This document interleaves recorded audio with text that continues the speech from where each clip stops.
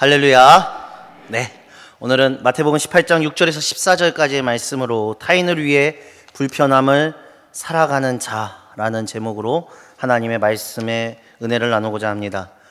오늘 이 말씀, 우리가 읽었던 말씀은 이 천국에서 누가 가장 큰 자인가에 대한 제자들의 질문에 대한 이 대답이 들어있는 것이 오늘 본문의 말씀입니다. 이 오늘 예수님의 이 질문의 대답은 사실은 우리가 듣고 싶은 내용이 아닙니다. 천국에서 큰 자는 어떠어떠한 자가 크다, 뭐 이런 사람이 천국에서 큰 자다, 이렇게 예수님이 그냥 간단하게 이야기해 주시는 게 우리들이 이해하기도 좋고 쉽고 우리가 받아들이기에도 좀 더 쉬울 것 같아요. 근데 예수님의 답변은 우리가 생각하고 상상하는 것과 조금 다른 내용입니다. 이게 우리와 예수님이 생각하는 천국이라는 곳에서의 사람의 그 위치가 완전히 다르다라는 거예요. 더 쉽게 말씀드려서 나의 생각과 예수님의 생각이 좀 다르다라는 것을 느끼게 되는 것입니다.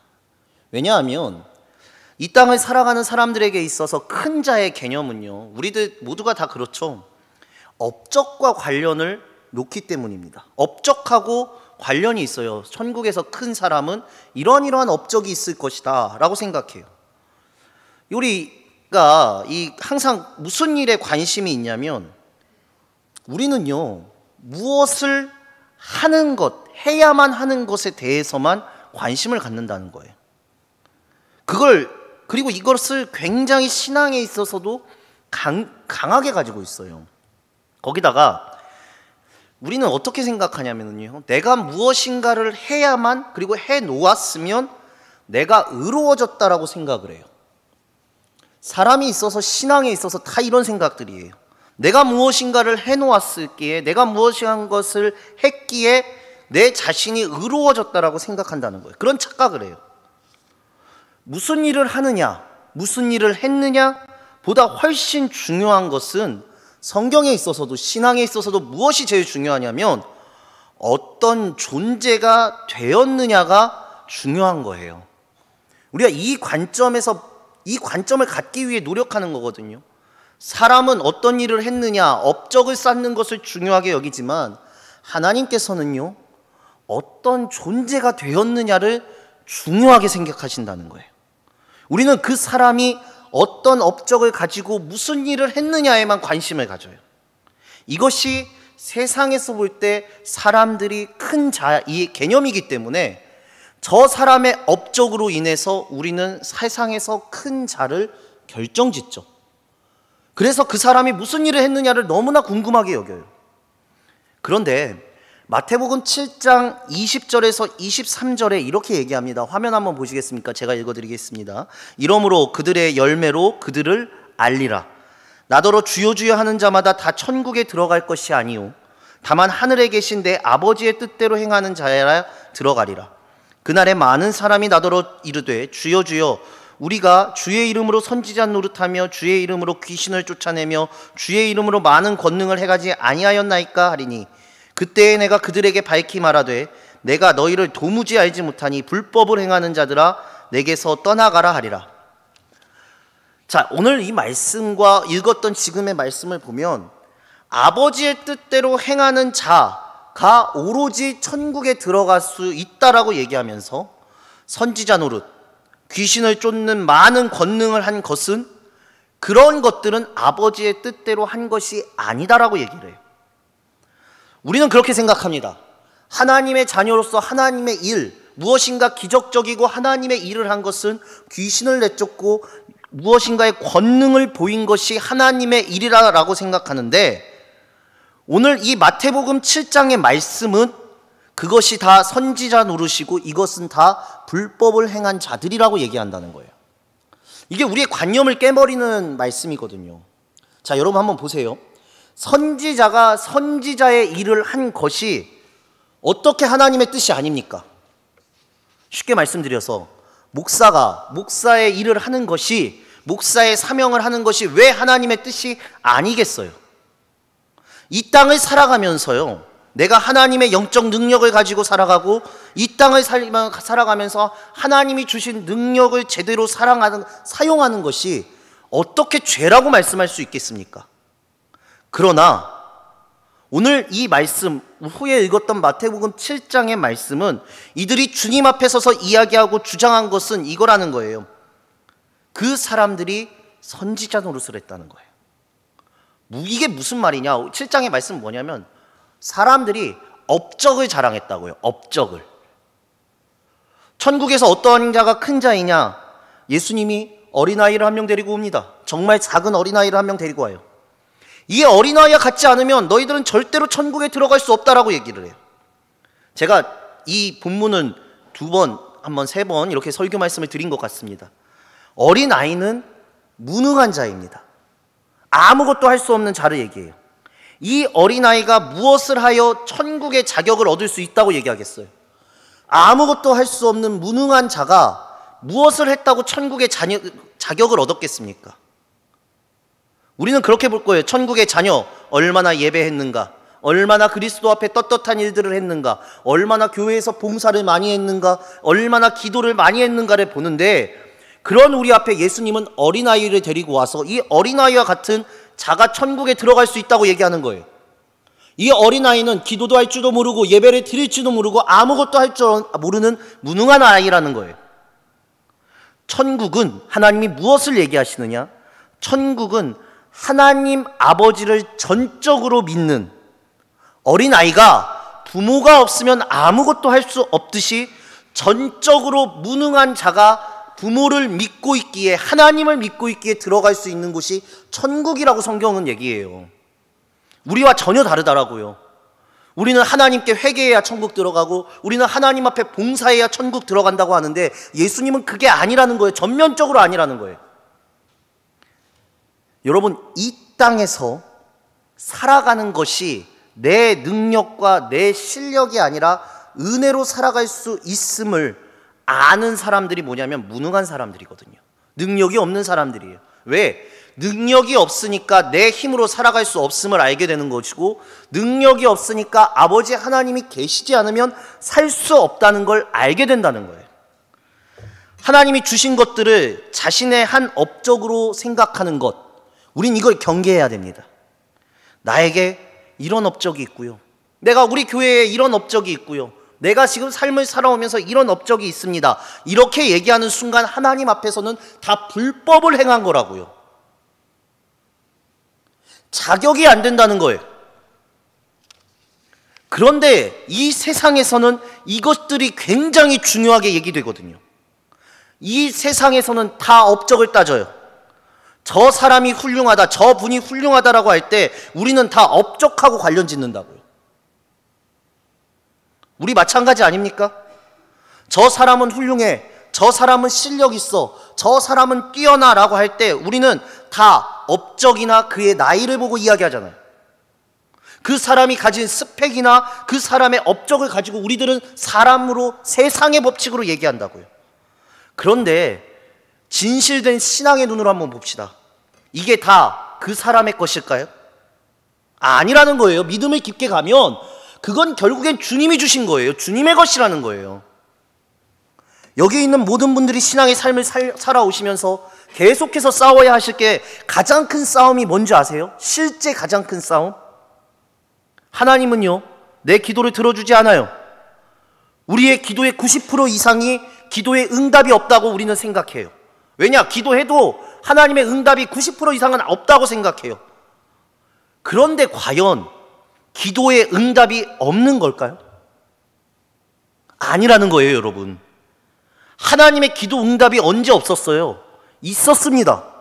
무엇으로 응답이 있느냐? 안 된다고, 아니라고, 기다리라고. 하나님은 그렇게 응답하셨어요. 그렇게 응답해 주셨는데 그 응답을 받은 우리는 응답이 없다고 해요. 왜냐? 내가 원하는 것, 여러분들이 원하시는 것, 여러분들이 붙잡는 것, 여러분들이 가지고 싶은 것, 그것을 주어야지만, 하나님이 주셔야지만 그게 응답이라고 생각하고 있으니까요. 그러니까 기도 응답이 없다고 얘기하는 거예요. 그걸 가져야만 응답받는 걸까요? 그걸 내가 가져야만, 소유해야만 하나님의 응답을 받았다라고 얘기할 수 있는 걸까요? 아니라는 거예요. 그게 하나님 앞에서, 아니 우리 삶의 이러한 신앙은 전혀 도움이 안 된다는 거예요. 하나님은 정확하게 응답을 해주신 거예요. 그러면 무엇을 해야 됩니까? 안 된다는 응답을 받았어요. 내 안에서 거부 반응이 일어나더라도 그 응답은 받아들여야 돼요. 그러면 우리는 어떻게 해야 됩니까? 노라는 응답이 왔으니 틀어진 겁니까? 왜 안 된다고 하셨는지를 점검하셔야 된다는 거예요. 왜 하나님이 안 된다고 하셨을까? 왜 하나님이 기다리라고 하셨을까? 그걸 찾아야 거기서 하나님이 원하시는 뜻을 찾을 수 있는데, 우리는 안 된다는 응답 앞에 하나님의 뜻을 무시해버린다고요. 완전히 무시해버려요. 아직 하나님 응답하신 게 아니야. 아니라고 하신 게 아니야. 내가 계속 기도하면 응답 받을 거야. 그리고 아니면 혹은 삐져요. 기도 응답이 하나님이 주셨다는 거예요. 자, 또 한 가지 뭐냐, 우리가 긍정적으로 응답 받아도, 나한테 주어져도 하나님이 그때 응답을 하시고 하나님이 주셨다는 것도 위험해요. 왜냐? 하나님께 기도했더니 결혼했고, 하나님께 기도했더니 사업에 성공했고, 하나님께 기도했더니 하나님께서 돈을 주셨고, 하나님께서 기도했더니 잘 됐다고 우리는 말해요. 저는 사실 그런 간증에 이런 마음이 있어요. 그래서 어쩌라고요? 돈을 얻었고, 좋은 직장을 얻었고, 결혼을 했고, 성공을 했고, 사업에 번창을 했다면, 그래서 제가 자주 말합니다. 뭐 어쩌라고요? 하나님께 기도해서 선지자 노릇을 했어요. 하나님께 기도했더니 많은 권능을 받았어요. 하나님께 기도했더니 귀신을 쫓았어요. 그게 업적일까요? 그게 간증일까요? 왜 그 능력을 주셨는지를 알아야 되는 게 진짜 신앙이라는 거예요.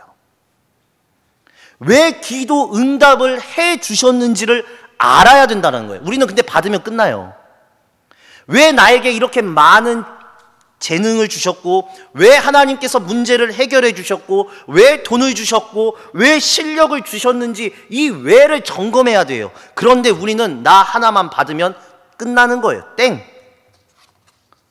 지금 제자들이 오늘 본문을 통해 말하는 건 누가 큰 자에 대한 공통적인 생각이에요. 요즘 그래요. 결혼을 했다고 불행하고, 혼자 산다고도 불행하고, 아이가 없어서 불행하고, 아이가 있어서 불행한다고 해요. 그럼 이걸 조금만 바꿔볼게요. 하나님이라면 도대체 어떻게 하셔야 돼요? 하나님이라면 도대체 어떻게 하셔야 될까요? 줘도 불행하다고 하고 안 줘도 불행하다고 하면 하나님 입장에서 조금만 생각해 보게요. 세상의 관점을 가지고 있는 한 그건 주님 앞에서요, 주시던 안 주시던이 핵심이 아니라 행복할 수가 없어요. 절대로요.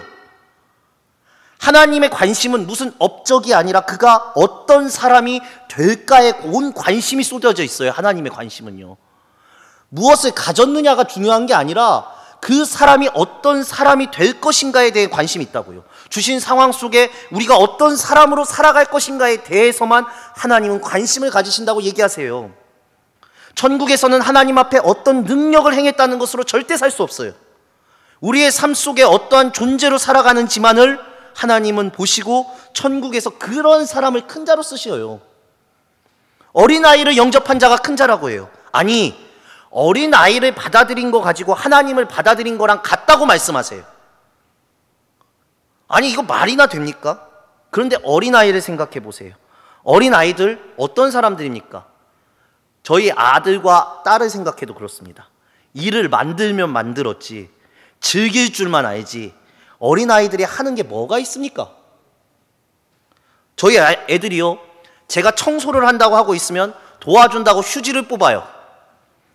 그런데 도와주기는 개뿔이요. 일만 더 만들어요. 하다가 하기 싫으면 그냥 휴지 던져버려요. 그러면 청소 더 해야 돼요. 거기다가 그걸로 끝나는 게 아니라 자기들끼리 싸워요. 아니, 따로따로 하면 되는데 자기가 뭘 더 하겠다고 둘이, 아이고 정말 그 어린애들이 그렇게 빠득빠득 싸우는지 아직도 이해할 수가 없겠어요. 아버지를 닮아가지고 목소리는 또 얼마나 큰지 두 아들, 딸이 아이고 싸우면 답이 안 나와요. 근데 그게 어린아이들이에요. 문제만 일으킨다고요. 전혀 내 인생에 도움 안 됩니다. 솔직히 말씀드려서. 그런데 그것을 영접하는 자가 큰 자래요. 우리에게 있어서 쓸모 있고 괜찮고 좋은 사람인데 성경이 오늘 큰 자의 개념을 이렇게 얘기하는 거예요. 자, 오늘 본문의 6절 말씀입니다. 우리 6절 말씀 화면을 보면서 다 함께 읽겠습니다. 시작. 누구든지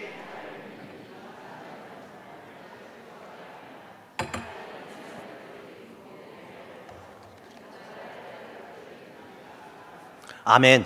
자, 이 작은 자, 키가 작고 어리다는 것을 넘어서 지휘, 세력, 힘, 능력마저도 비천한 사람이라는 뜻을 가지고 있는 단어예요. 그냥 단순한 어린아이가 아니에요. 우리는 어린아이를 딱 보지만 키가 작고 어리다는 것을 넘어서 무능하고 도움이 하나도 안 되는 미천한 사람이 오늘 말씀의 작은 자예요. 그런데 이 작은 자를 실족하게 한다면 전혀 도움은 안 되고 문제만 일으키고 모든 삶에 있어서 아무것도 아닌 아이를, 그러한 사람을 실족하게 하면 연자맷돌. 이 연자맷돌은 우리가 그냥 아는 맷돌이 아니에요. 제가 예전에 강조 드렸던 것 같은데 나귀가 돌을 메고 돌리는 엄청나게 큰 맷돌이에요. 그것을 목에 걸고 깊은 바다에 던져버리는 게 낫다는 거예요. 그냥 차라리 곧 죽어버리는 게 낫다는 거예요. 이 미천하고 도움 안 되는 사람을 실족하게 하면 내가 죽어버리는 게 더 낫다고 예수께서 말씀하세요. 거기다 7절 한번 보세요. 7절 말씀입니다. 우리 다 함께 읽겠습니다. 7절 시작. 실족하게 하는 일들이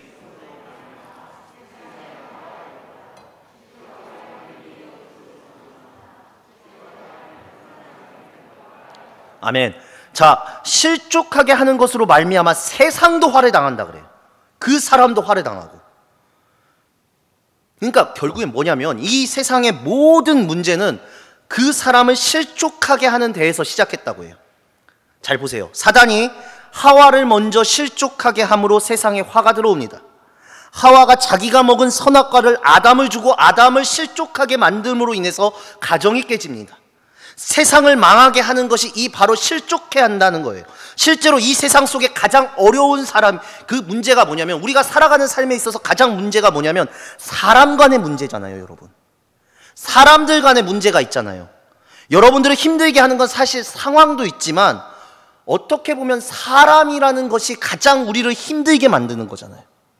내가 지금 편하고 좋다는 것은 내 옆에 좋은 사람이 있다는 것이고, 내가 지금 아니라는 것은 나를 지금 힘들게 하는 사람이 있다는 거예요. 그런데 그 사람을 실족하게 하면 화가 우리한테 미친다는 거예요. 근데 그게 세상이에요.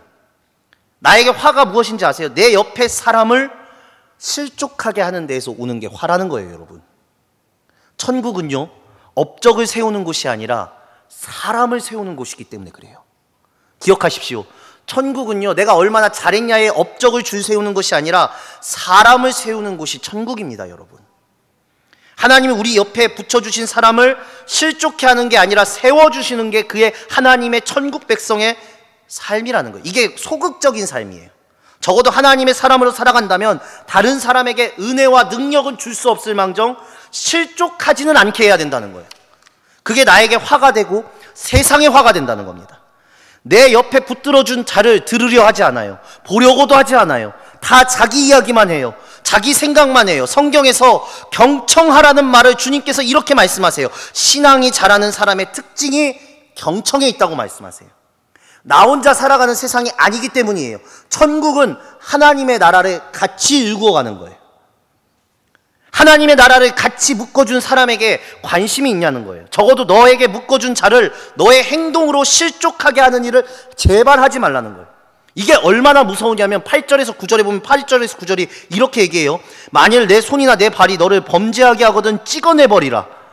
장애인이나 다리 저는 자로 영생에 들어가는 것이 두 손과 두 발에 가지고 영원한 불에 던져지는 것보다 나으니라. 만일 내 눈이 너를 범죄하게 하거든 빼어내버리라. 한 눈으로 영생에 들어가는 것이 두 눈을 가지고 지옥불에 던져지는 것보다 나으니라 라고 얘기해요. 손이 없다는 게 얼마나 불편한 겁니까? 여러분 생각해보세요. 두 손이 없어요. 얼마나 불편해요. 하나님께서는요 교회를요 우리의 몸으로 설명하세요. 교회의 이야기예요. 그래서 오늘 본문 뒤에서 천국에서 큰 자를 얘기할 때 교회에서 잘못한 자를 어떻게 대해야 되는지까지 뒷부분에 이어지거든요. 그런데 일단 하나님이 우리가 최소한 이렇게 살아간다, 내가 그리스도인으로 살아간다, 내가 최소한의 하나님을 믿는 사람이라면 최소한 이렇게 살아가야 되는데, 삶이 내 중심이 아니라 눈이 뽑히고 손이 없고 다리가 없더라도 불편하게 살더라도, 너의 삶이 불편해질지라도 다른 사람을 실족하게 하지 않는 삶이 우리의 삶이 되어야 된다는 거예요. 불편함이 그냥 간단한 불편함이 아니에요. 내 시간 조금 쏟는 불편함이 아니라 손과 발과 눈이 없을 정도의 불편함을 가지더라도 옆에 사람을 살려줄 수 있어야 되고 세워줄 수 있어야 된다는 거예요. 이 가정, 직장, 교회에서 내가 불편해, 그냥 그렇게 살아가라는 거예요. 사도 바울이 고린도 교회에서 시장에서 나오는 재물이 이렇게 얘기해요. 고린도 교회 얘기할 때 시장에서 나오는 재물은 모두 다 우상 숭배를 한 재물이거든요. 그런데 그 우상 숭배를 한 고기, 그냥 고기니까, 그냥 고기에 불과하니까 그거 먹으라고 해요. 너네 그거 사 먹어 라고 해요. 근데 우상 숭배한 재물을 사 먹으라고 얘기하는데 단서 조항을 딱 하나 달아요. 그러나 어떤 사람이 와서 그거 제사 드린 음식인데 라고 하면 먹지 말라고 얘기해요. 제사 드린 음식을 그냥 사 먹어도 되는데 사도 바울이 어떤 다른 사람이 와서 그거 제사 드린 음식인데 하면 먹지 말라고 한다고요. 왜요? 너는 괜찮지만, 네가 먹는 건 괜찮지만 혹시 연약한 자가 실족할 수 있으니 먹지 말라고 얘기해요. 불편하게 살라고 얘기해요. 신앙의 기준은요, 내가 아닙니다, 여러분. 신앙의 기준은 나에게 붙여준 사람들, 그 사람들이 중심이에요. 그래서 말하는 거 조심해야 되고 행동하는 거 조심해야 되고 막 살지 못하는 거예요. 적어도 내가 하나님의 사람으로 살아간다면 다른 사람을 실족치 않게 하는 기본을 해야 된다는 거예요. 그 기본은 불편을 감수하는 거예요. 적어도 나 때문에 다른 사람이 실족하지 않게 하는 것, 하나님께 영광은 못 드려도 조금은 불편하게 산다는 것이 우리가 살아야 될 그리스도인들의 소극적인 삶이라는 거예요. 그게 천국에서 큰 자라는 거예요. 더 나가서 이제 적극적으로 사는 사람을 알려드릴게요. 12절에서 14절 오늘 본문입니다. 우리 화면 보면서 다 함께 읽겠습니다. 시작. 너희 생각에는 만일 어떤 사람이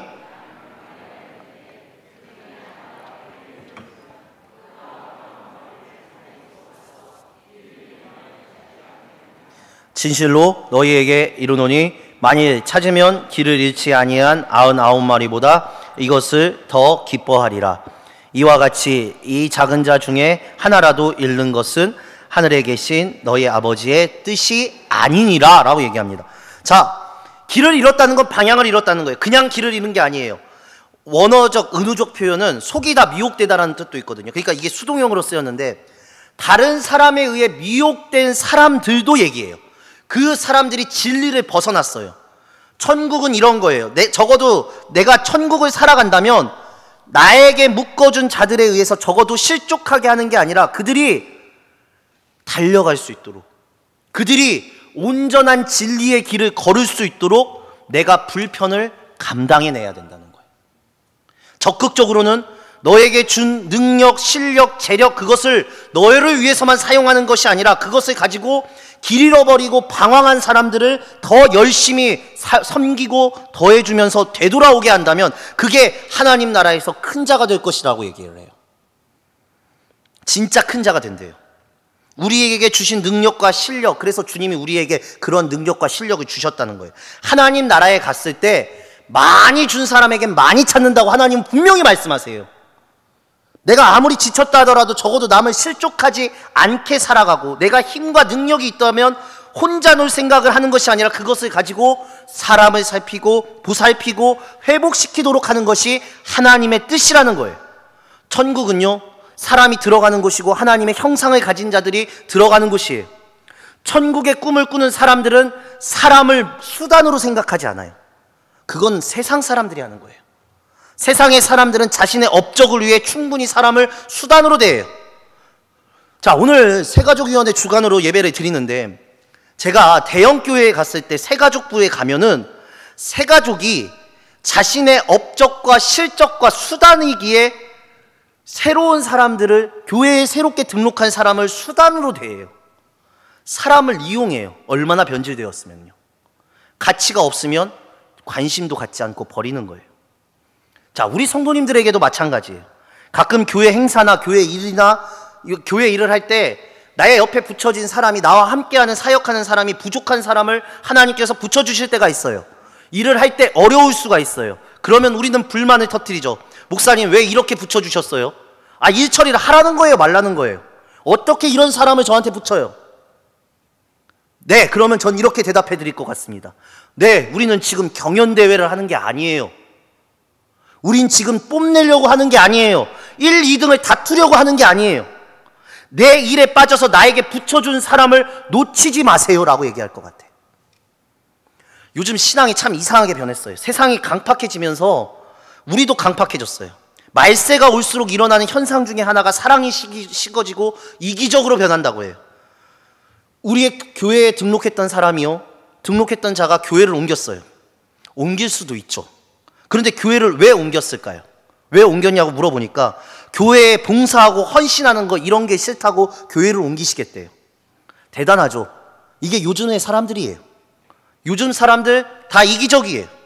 신앙을 다시 배워야 된다고요. 교회에서 가장 어려운 곳이 어딘지 아세요?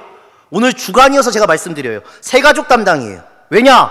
가까이에서 내가 만나기 어려운 사람들의 삶을 함께 나눠야 하니까요. 그 사람들 만나야 하니까요. 그 사람들을 이끌어줘야 되니까요. 묶어준 자를 만나야 하니까요. 싫죠. 다 예배만 드리면 좋죠. 예배만 드렸으면 좋겠어요. 우리 교회도 정말 많아요. 한 가지만 확실하게 말씀드릴게요. 그건 신앙이 아닙니다, 여러분. 이기적인 거예요. 이기적인 거예요. 내가 살아가면서 누구 하나를 섬기지 않는 그런 신앙, 그건 신앙이라고 말하지 않아요. 내가 존재하면 누군가는 섬길 수 있어야 되는 거예요.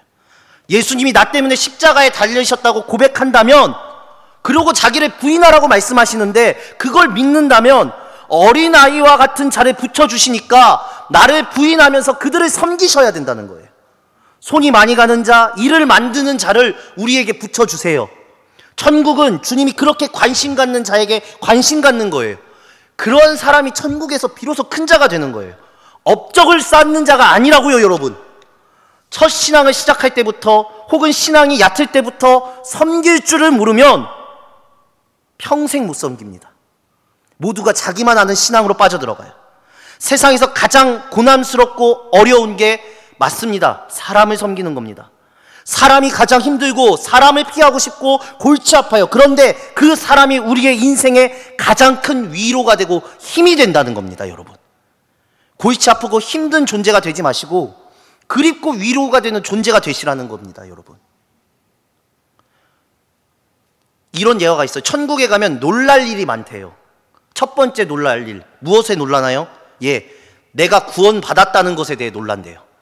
나같이 살았던 사람도 구원받았다고 놀란대요. 천국이라는 거 진짜 은혜가 아니면 못 오는 곳이구나. 그걸 알고 천국 가서 처음으로 놀란대요. 두 번째, 무엇 때문에 놀라는 줄 아세요? 내가 생각하는 천국에 꼭 오셔야 하는 분이 안 계셔서 놀란대요. 이분이면 천국 오실 것 같은데 그분이 천국에 안 계셔서 놀란대요. 그리고 세 번째, 뭐에 놀라는 줄 아세요?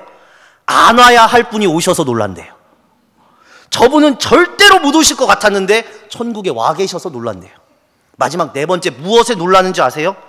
전혀 알지 못하는 사람이 내 손을 천국에서 잡아서 놀란대요. 당신의 기도와 당신의 헌신과 당신의 선교 헌금으로 통해 내가 살아났다며 손을 잡아주는 사람이 있어서 놀란대요. 또 낯선 사람이 내 손을 와서 또 잡는데요. 힘들고 어려웠을 때, 아무것도 몰라서 교회 생활, 신앙 생활 처음 시작할 때 아무것도 모를 때 당신이 예배하는 것을 보면서, 살아가는 것을 보면서 제가 힘을 얻었습니다 하는 손을 잡아주는 사람을 보면서 천국에서 놀란대요. 내가 버티고 내가 함께하며 내가 살아가는 삶을 누군가는 보고 있고 누군가에게는 위로가 되는 겁니다, 여러분. 내가 살아가는 삶이 누군가를 실족하게 만들어요. 히브리서 12장 1절에 허다한 증인들 앞에 선다고 얘기를 해요. 허다한 증인들 앞에서 내가 하나님의 심판을 받아요. 제가 천국의 재판관 앞에 섰을 때 수많은 증인들이 말을 해준다고, 기쁨이 되었다고, 실족되지 않았다라고 주님 앞에서 말할 수 있어야 된다는 거예요. 그러한 증인들이 있는데 내가 버림받겠습니까? 천국은 이런 자를 알아준다고 해요. 주님의 마음과 주님의 눈이 이런 자에게 있다는 거예요. 오늘 새가족위원회 주간으로 예배를 드립니다. 그래서 정말 여러분들, 우리에게 맡겨진 사람과 함께 섬기며 살아가시기를 주님의 이름으로 간절히 소망합니다. 단순하게 새가족위원회만의 일이 아니에요. 힘들어요. 그런데 주님의 마음이 우리에게 있어요. 그런 자를 주님이 기뻐하고 바라보고 위로하고 세워주고 축복이 있는 거예요.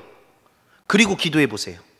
내가 받는 것만 가지고 기도하는 것이 아니라 아버지의 마음을 가지고 다른 사람을 실족하지 않게 하기 위해서 내가 불편하게 살아가고 그러다 하나님의 은혜와 힘이 주면 누군가를 돌보는 그러한 삶을 살아간다면 주님께서는 우리에게 함께 하시고 우리에게 모든 것을 주신다고 약속하세요. 왜냐? 그런 사람은 하나님의 마음으로 살아가는 사람이니까요. 사랑하는 강지숙교회 성도 여러분, 여러분들을 통해서 누군가는 은혜를 받아야 합니다.